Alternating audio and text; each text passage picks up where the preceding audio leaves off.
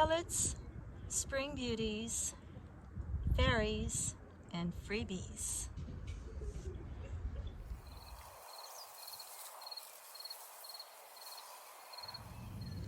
Well, I wanted to give you all an update on Violet's garden. Remember, we put Violet in over here, and she's the one that watches over the wildflower violet garden. Well, this garden was completely free. And I just think that violets and things that we find in our yard, whether it be clover or dandelion or violets or these little spring beauties, whatever it is, I just feel like they're so underappreciated. So I wanted to take a minute to talk about my little freebie garden here. So this obviously is wild violet. So when I do a wild violet, I pick them, let me bring you a little bit closer and I'll show you how tiny they are when I actually transplant. So when I first harvest a violet, sometimes they're this tiny. And then I move them over here. And this year they're already like this big. And some already, this is March, mid-March, and they're just starting to bud out. So you might think that that's a violet. That's not. That's a Claytonia virginica, also known as a spring beauty. And you can tell because, look, he has his own little leaves. These elongated leaves that are popping up. And if you look down in here, he's actually his own plant. He's not part of the violet. These little flowers, also known as spring beauty, and I refer to them as fairy spuds because they have a little corm on the bottom that resembles a little miniature potato, a fairy-sized potato on the bottom. These little flowers were very appreciated by Native Americans, and they were used to not only consume, I guess, for food, but also for medicinal purposes, contraception, and just a host of things to treat eye problems,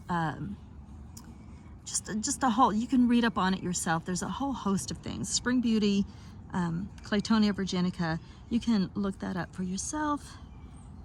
So I am by no means recommending that anybody eat them. And the same thing with violets. I use violets at parties for in ice cubes and on salads and stuff, the little blossoms. But I don't recommend, to anybody else to do that. That's just my own thing. But I just wanted to show you overall how precious a garden can be that's completely free. This garden is completely free. And as time goes on, these become even bigger and then they just start to bloom just prolifically. And you can just see how cute the little garden is. I mean, look at this, look at that, look how they thrive. You wouldn't find anything thriving this well in a greenhouse that you'd pay money for, and here it was in my yard, just free for the taking. And these little guys, they just pop up all over, and I just allow them to grow here. Now I haven't transplanted any of these, so I don't know how well they transplant. Let's move over here and I'll show you a few more up close. But I knew that there would be a shadow over here. I'm gonna find a good spot for my knee. So here's the violet coming up out of one of the mothers. And then right next to it is the little spring beauty or fairy spud. They look a lot alike. There's similarities, but you can see they're completely different plants. And then here's several fairy spuds here together. They're so cute. Anyway, I just want to encourage you to not overlook those freebies that can be out in your yard. And set a little spot aside, especially something that is difficult to get things to grow in, and see if you can't get maybe some freebies from your yard to grow in that spot. Doesn't hurt. And I also want to mention that in the last 3 days, I have seen little butterflies, really small ones, especially the little yellow sulfurs, and some very small pollinator bees, and they're already landing on this garden. If I mowed all this down, what would they be eating? I don't know. Okay, so now we're going to go over here and we're going to get a little bit closer view of Violet. So the garden has actually started thriving since Violet became the caretaker. So you can see where she has put down some glass beads to brighten her area. And she's become quite comfortable in her space. She's the one tending these flowers and getting them to bloom and thrive. Tee-hee. And I don't help at all, I promise. No, actually, I just put them in the ground and they do their own thing. And then we had this water fountain. This little fountain was so cool for, I don't know, 3, 4, maybe 5 years. And then, of course, it developed a hole in the bottom and no longer holds water.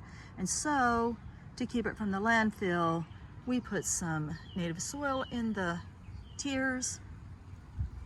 And now we have little strawberries growing there. They're probably not going to get enough sun here to produce actual berries, but they were growing in a bad spot anyway. So instead of putting in these strawberry patch, I decided to just put them over here because I want to see if they'll spill over the tiers and come down. That's what I'm hoping for. All right, we'll do some more updates on Violet's garden at some point in the future. Don't overlook your wild violets and your little spring beauty, aka fairy spuds.